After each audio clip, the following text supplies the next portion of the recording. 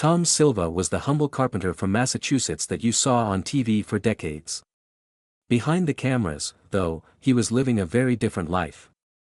Since 1999, he's been supporting something in secret that even his biggest fans wouldn't guess. Three groups of people know the truth, but they swore not to tell anyone. It has to do with disasters in Massachusetts and California and a foundation that no one knew existed. The story finally got out in 2025, and it showed Tom's biggest secret. You'll be shocked at what he's been doing with his money. This is not the Tom Silva you know. Tom Silva was born in Lexington, Massachusetts, on January 17, 1947. He grew up in a home where work never stopped and every voice was heard. His father made a living by shaping stone, and his bigger brother Dick was already learning how to do the same thing. Since Tom was the youngest, he grew up in a family that thought getting better at something took daily work. He watched his dad fix up stone walls around old New England homes when he was a little boy. He knew how to mix mortar by hand before he turned 8. Their house felt more like a workshop than a home because it was partly built by family. Tom and his dad stained some furniture. I used old tools that scratched my skin and learned how to be careful when working with wood by making small mistakes. When he was 10, he got a hammer on his own and began building sheds with his uncles. There was also a scar on his left hand from when a chisel fell on it. It was there all his life and reminded him of how early he started. For him, the years from 10 to 16 kept getting longer. One project stood out and would always be important to him. His family chose to build a bunker for nuclear war under their old colonial house from 1787. Everyone was afraid of the Cold War, and the thought seemed very real. Tom used only shovels to help dig a huge 20 by 40 by 12-foot pit. He also helped move big boulders out of the way, frame the building, and finish everything by hand. It took 2 years. He felt something settle inside him when it was over. He knew this job would be his life's work. You had to learn how things fit together, but you also had to enjoy the process of making and the thrill of seeing something come together. These times made him who he is today and got him ready to rule the world soon. From Lexington High School in 1965, Tom went in a direction that most people did not expect. He didn't go to college even though he was offered a grant. He thought that school would never teach him what work could. His family background pushed him to become a tradesman, and hearing about how his great-great-grandfather fought in the Battle of Lexington made him feel proud to do work that would last. He put all of his faith in his hands, and that faith helped him move forward. In 1966, when Tom was only 19, he and his brother Dick chose to start their own business. Silva Brothers Construction began in Arlington with just one pickup truck and $500 worth of borrowed tools. At first, they took anything they could find. Local homeowners are making small changes to their attics, like easy upgrades and remodels. In the first year, 10 jobs came in just from word of mouth. People gave the brothers their trust after seeing how they worked.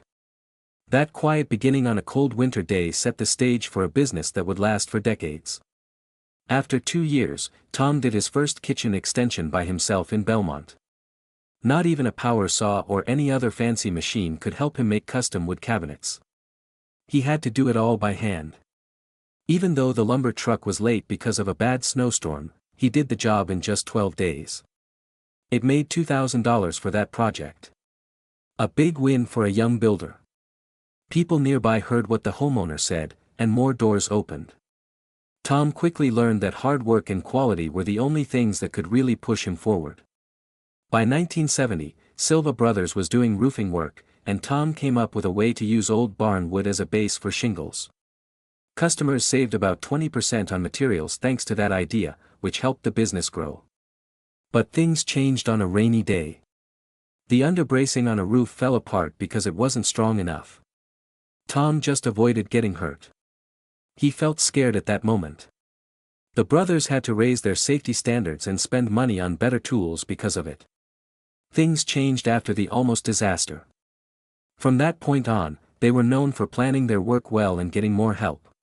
Things kept going. Susan became the backbone of the business after Tom married her in 1972. She put the books in order and turned their shed into a small office. Tom could work on bigger projects since she was taking care of the numbers. When he worked on a barn conversion in 1974, he had to take apart beams that were 200 years old by hand. Susan kept the business going even as the jobs got bigger and harder. The business was stronger because they worked together, which skill alone couldn't do. Then there was trouble in 1975. A client sued the Silvas because they said they were to blame for a bad base. This put them in a tough spot. They had to take out a loan on their house to pay the fees. Tom didn't fight with words. Instead, he went to the spot every night for 3 months and rebuilt the whole thing himself. The client was so impressed with his work that they dropped the case and even told others about them. The town heard about that story. It made Tom known as someone who always did their job, even when things got tough. Things changed again after a little more than 10 years. Russ Morrish, a director from this old house, saw Tom cutting dovetail joints at a trade show in 1986. Morrish was interested in how Tom explained the method in a clear and easy way. Soon after, Morrish showed up for no reason at one of Tom's job sites with a camera crew. Tom was asked to fix the porch right then. Tom worked calmly and steadily while the cameras were rolling to finish the repair in less than 2 hours.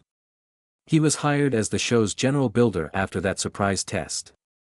After a few months, he made his first TV appearance. His first show was in March 1986, in the first episode of Season 6.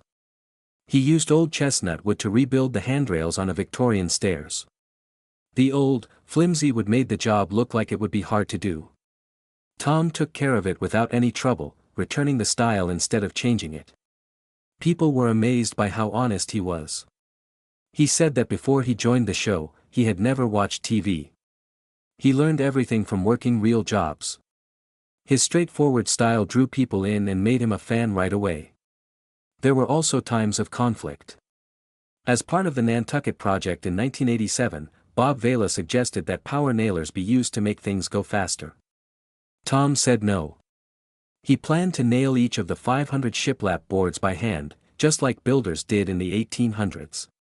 This made the crew mad and slowed down shooting by a whole day. Tom thought that the old way made the end tighter. Respect was gained for his hard work, which showed what the show was all about. By 1988, people were noticing another thing about Tom. He blew Portuguese folk songs while he sanded wood or worked on small details. It was something they always did as kids. These songs helped him concentrate and brought him back to his roots. Fans really liked that little sound in the background. It made me feel like I had a look into his life, and it added to his charm. In 1989, there was a scary moment that almost turned into a tragedy. While shooting in Bedford, Tom was working on the siding on the outside of a building when a scaffold fell down.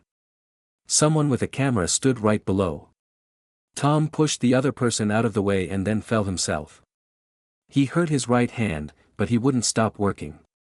He did everything he could to keep shooting with his wrist bandaged. The team will never forget it. He cared a lot about his team and the work by doing that. Tom Silva's big rise didn't make a lot of noise. It took place in a quiet 1790 colonial in Concord, Massachusetts, in 1990. The house had been left to fall apart. The floors were sagging. Beams was worn out. It looked like almost every turn was going to give up. Tom didn't do it like he would with any other repair. It was like a time machine to him. He looked for original peg joints made from old chipped timbers not because it was easy, but because it was the right thing to do. After that, he cut mortise and tenon joints by hand for more than 400 hours.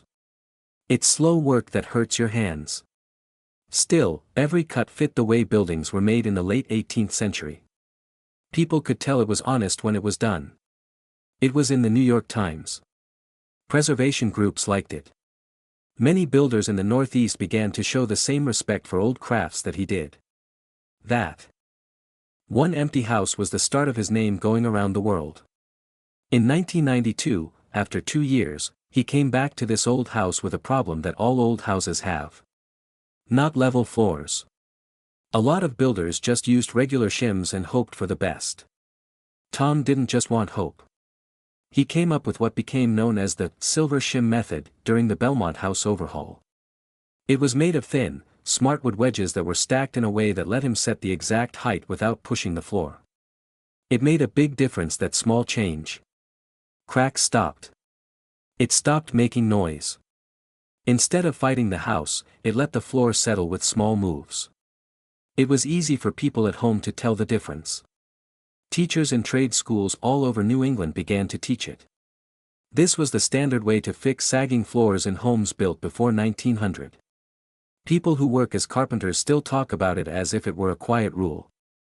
Then 1994 came along, a year that could have gone badly. Tom, as calm as always, was cutting with a handsaw as part of a live demo on this old house. The blade broke all of a sudden. It came back and almost hit him in the thigh. He took a big cut. The set stopped for a second, but Tom didn't get scared. He bandaged the wound live on camera and joked that tools have thoughts of their own. It wasn't scary, which is why people loved it. Since he stayed steady. In behind-the-scenes shows, that clip kept playing over and over again. It also made people talk more about tool safety on TV and on the job. It was easy to understand. Even if something goes wrong, a good craftsman knows how to keep things under control. By 1995, the show had helped him move into a converted attic in Newton. And this time, the story was about real people. Charles, his nephew, was there. Getting to know him. Butternut wood corbels had to be cut just for the attic. Tom thought those corbels were important for both looks and power. Charlie made a move. To save time, he wanted corbels that were already made. That idea touched a nerve. They had a big fight. There should be an argument like this about more than just wood. There should be a fight about what a trade should be. Speed versus tradition. Know-how. Instead of new shortcuts. Tom held the line in the end. The job turned out well. In the end, Charlie admitted that those strict rules were what made him a better worker. Tom did something else in 1996 that made his work even better. He made Silva Brothers bigger by adding a mill shop. It wasn't just a store with new machines. He did things the old way. He set up a planer from the 1920s himself so that it could make perfect edge-glued panels. Those panels were used in a well-known exhibit at the Boston Museum that showed how American craftsmen used old tools and methods to do their work the hard way. The display was seen all over the country. Restorations made in the present day did not have to erase past. Giving old houses a new lease on life wouldn't hurt them. This was shown over and over by Tom. The work kept coming for years. The first part of his Ask This Old House show ran in October 2002. The job was on an old house in Woburn, Massachusetts, that had a slate roof that kept leaking. People think that slate can't be broken because it can last for over 100 years. But Tom found the truth in the small stuff. The heat that built up over many years had cracked exactly 47 slate tiles. Also, the roof deck didn't have enough air flow, which added to the stress. He didn't use cheap fake parts to fix it. He fixed each broken tile by making a new one from scratch that looked like it was from the 1800s. It took a few days and some odd tools. People saw something simple but powerful. The strongest things need to be taken care of, and there's a reason why real slate work is so rare. In the spring of 2005, he was called to another place. The wood floors in this one were cracking because it was close to the water. Because of the high humidity, the boards were cupping and lifting, and it would have cost a lot to start over. Tom didn't rip it out right away. Instead, he dug a hole 24 inches deep around the room's edge and put in a dehumidifier that was hidden. The idea came from tricks used in cellars to keep grain stores safe in the 18th century. Old knowledge and new information. The humidity went down, the wood settled down, and the homeowners saved about $10,000 in repairs that would have been needed in the future. The fix was like a smart secret, and people who lived in damp places quickly learned about it. But behind the camera, all of this work cost something. Working jobs that required him to lift, bend, and push for years finally caught up with him. In 2007, he had 2 big back surgeries in a short amount of time. He had to take some time off to heal, but he came back just a few weeks after the second surgery. During the video, he did not show any pain. The crew changed their plans, but he kept showing the same methods by wearing braces and carefully positioning himself. That return was shown in a special that went behind the scenes. That showed everyone that the job isn't just about skill, it's also about resilience, and that the body pays for every good job you see. In 2010, Tom was still trying to get the old and the new to work together. In a 1920s house, he led a series on windows that save energy. The owners wanted comfort but didn't want to change the style of their house. Vinyl windows were trendy and cheap, but Tom didn't want them. He picked mahogany sashes that were stained to match the original woodwork and then put in seals that kept the air out. Heat bills went down by about 30% in the first year. That helped them save a lot of money. The main point was easy to understand. If they are made and sealed correctly, old materials can last longer than new ones. Old homes don't have to look modern to feel modern either.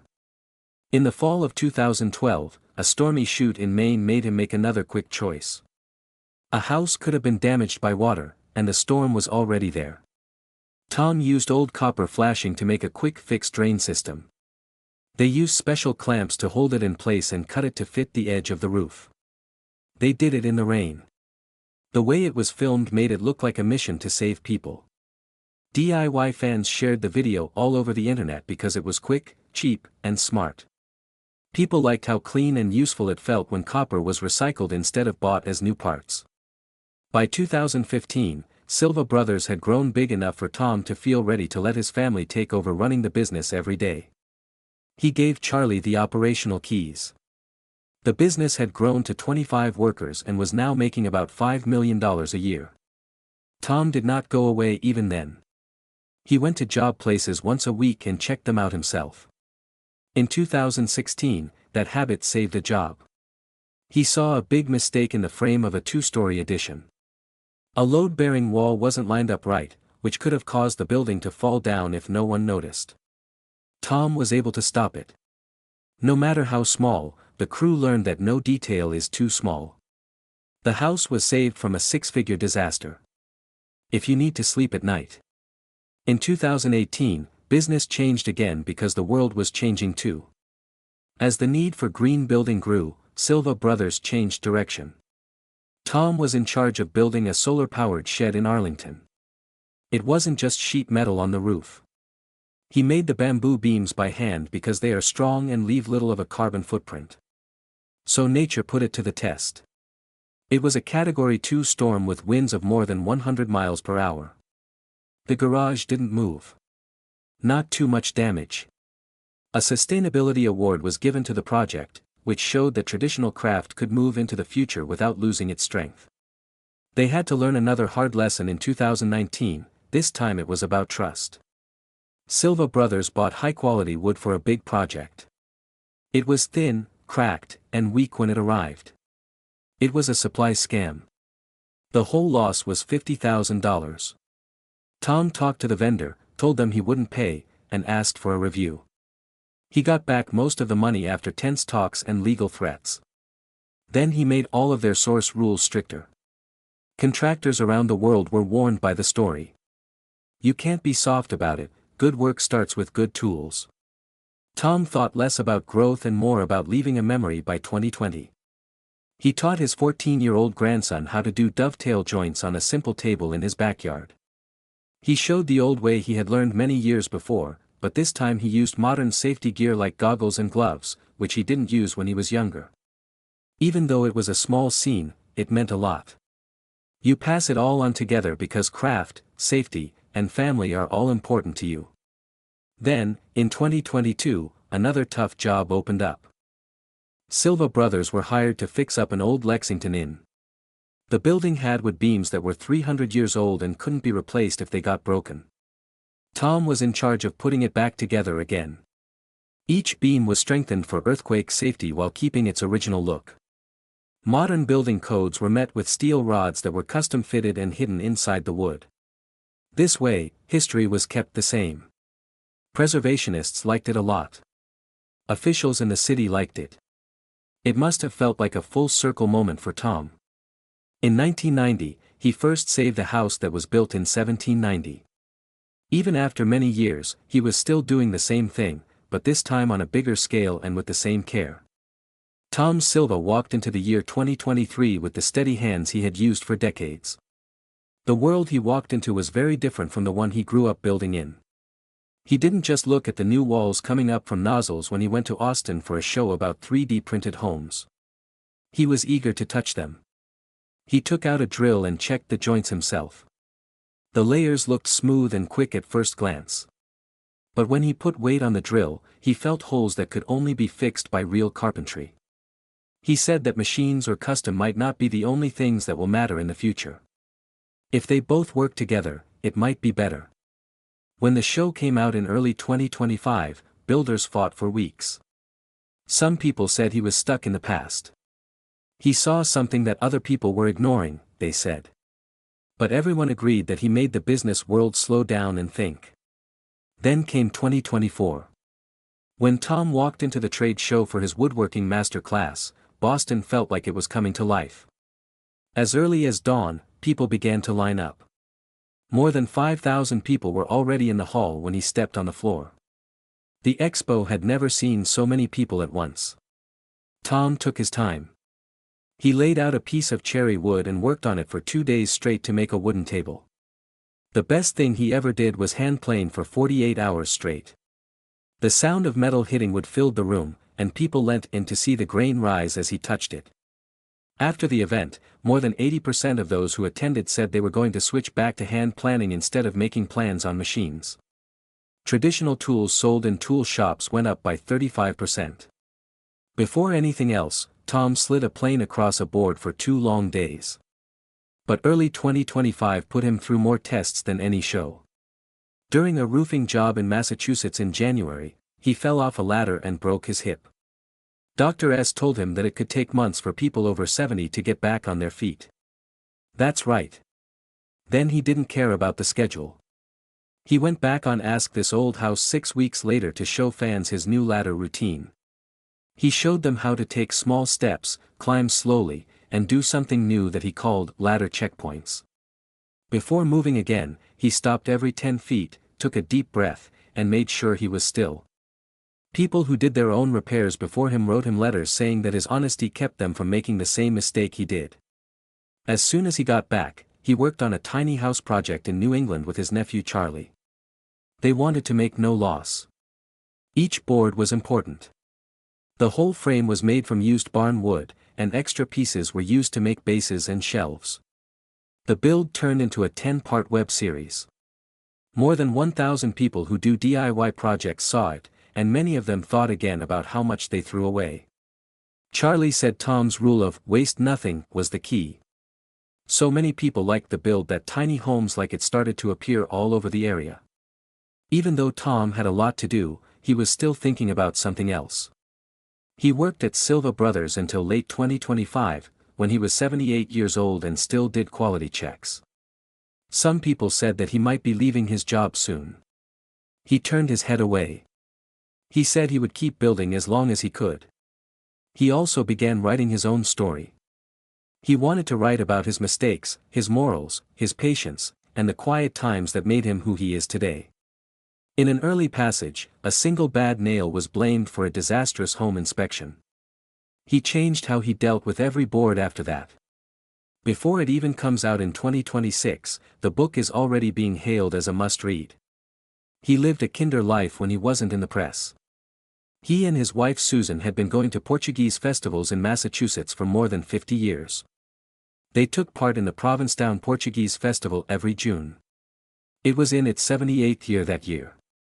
It took place from June 27 to June 29, 2025, and more than 10,000 people came. In the 1970s, Tom's grandfather taught him how to make rosaries out of wood. Festival organizers often asked him to show them how he carved. In their minds, he was an important part of the event. He went to his small Arlington workshop at home, which was full of tools from the 1950s. Many of the planes, chisels, and levels he fixed up were more than 100 years old. Fans of old tools said that items like his could fetch hundreds or even thousands of dollars. He bought a rare faraway handsaw from the 1820s for $50 at a sale in a barn in 2015. It was now worth about $5,000.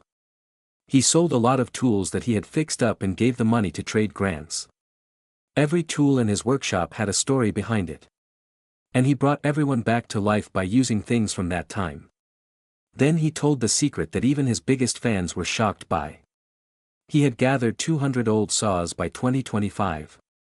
It grew to be one of the biggest private collections of saws in the country. The valuable handsaw from far away was in the middle of it, shining like a museum piece. But there was something even bigger going on behind that hobby.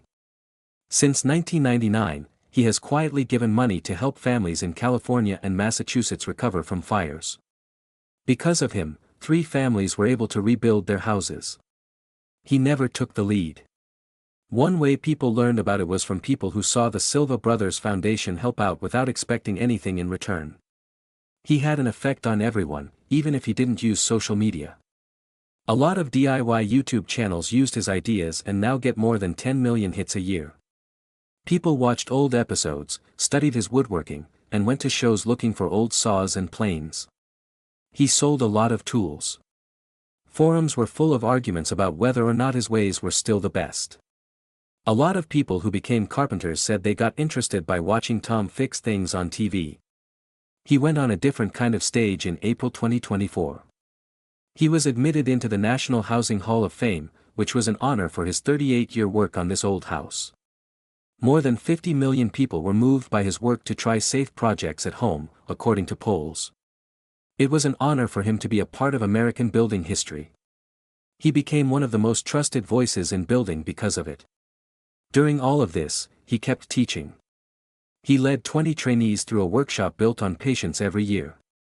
He had taught more than 250 builders since 2010. The data showed that they made 15% fewer mistakes in woodworking than those who hadn't learned his slow and careful method. These workshops helped raise a generation that wouldn't take shortcuts and values accuracy. He started to talk about one last special for this old house in July 2025. He said he was going to step down soon, and the special would run in 2026. It would be about 90 minutes long and include outtakes from set stories that have never been seen before, talks with co-stars, and memories from people whose walls he rebuilt. For rare moments, the producers had to look through thousands of hours of video.